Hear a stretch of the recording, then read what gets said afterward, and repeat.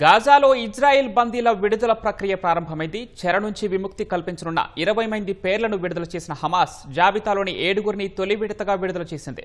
వారిని ఇజ్రాయెల్ సైన్యం తమ దేశానికి తరలిస్తోంది. 2 ఏళ్లుగా నరకయాతన అనుభవించిన తమ వారికి స్వాగతం చెప్పేందుకు బంధువులతో పాటు వేల మంది ఇజ్రాయేలీలు టెల్ అవీవ్లో నిరీక్షిస్తున్నారు. బందీలను తరలించేందుకు రెడ్ క్రాస్ వాహనాలు గాజాలో కదులుతున్నాయి. శాంతి ఒప్పందంపై నేడు సంతకాలు జరగనున్న నేపథ్యంలో ఈజిప్టులోని షర్మెల్ షేక్లో భద్రత కట్టుదిట్టం చేశారు. ఈజిప్ట్ అధ్యక్షుడు అబ్దెల్ ఫతా అల్-సీసీ నిర్వహించే శాంతి శిఖరాగ్ర సదస్సులో సంతకాల కార్యక్రమం ఉంటుంది. అమెరికా అధ్యక్షుడు డొనాల్డ్ ట్రంప్ ఇప్పటికే మధ్యప్రాచ్యానికి బయలుదేరారు. సదస్సుకు ఫ్రాన్స్, ఇటలీ, బ్రిటన్ సహా 20 దేశాల అధినేతలు, ఐరాసా చీఫ్ ఆంటోనియో గుటెరస్, ఇతర ప్రముఖులు హాజరు కానున్నారు. మరోవైపు ట్రంప్ను ఘనంగా స్వాగతించేందుకు ఇజ్రాయెల్ సిద్ధమైంది. ఇజ్రాయెల్ వ్యాప్తంగా ట్రంప్నకు కృతజ్ఞతలు తెలుపుతూ పోస్టర్లు, హోర్డింగ్లు ఏర్పాటు చేసింది. ట్రంప్నకు అత్యున్నత పౌర పురస్కారాన్ని ఇజ్రాయెల్ ప్రకటించింది.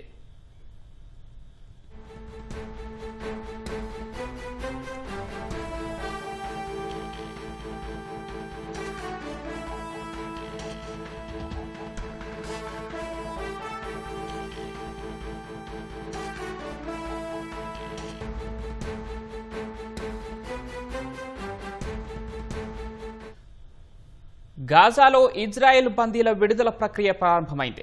చెర నుంచి విముక్తి కల్పించనున్న 20 మంది పేర్లను విడుదల చేసిన హమాస్ జాబితాలోని 7గురిని తొలి విడతగా విడుదల చేసింది. వారిని ఇజ్రాయెల్ సైన్యం తమ దేశానికి తరలిస్తోంది. 2 ఏళ్లుగా నరకయాతన అనుభవించిన తమ వారికి స్వాగతం చెప్పేందుకు బంధువులతో పాటు వేల మంది ఇజ్రాయేలీలు టెల్ అవీవ్లో నిరీక్షిస్తున్నారు. బందీలను తరలించేందుకు రెడ్ క్రాస్ వాహనాలు గాజాలో కదులుతున్నాయి. శాంతి ఒప్పందంపై నేడు సంతకాలు జరగనున్న నేపథ్యంలో ఈజిప్టులోని షర్మెల్ షేక్లో భద్రతను కట్టుదిట్టం చేశారు. ఈజిప్టు అధ్యక్షుడు అబ్దెల్ ఫతా అల్-సీసీ నిర్వహించే శాంతి శిఖరాగ్ర సదస్సులో సంతకాల కార్యక్రమం ఉంటుంది. అటు అమెరికా అధ్యక్షుడు డొనాల్డ్ ట్రంప్ ఇప్పటికే మధ్యప్రాచ్యానికి బయలుదేరారు. సదస్సుకు ఫ్రాన్స్, ఇటలీ, బ్రిటన్ సహా 20 దేశాల అధినేతలు, ఐరాసా చీఫ్ ఆంటోనియో గుటెరస్, ఇతర ప్రముఖులు హాజరు కానున్నారు. మరోవైపు ట్రంప్ను ఘనంగా స్వాగతించేందుకు ఇజ్రాయెల్ సిద్ధమైంది.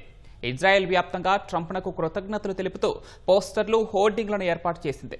ట్రంప్నకు అత్యున్నత పౌర పురస్కారాన్ని ఇజ్రాయెల్ ప్రకటించింది.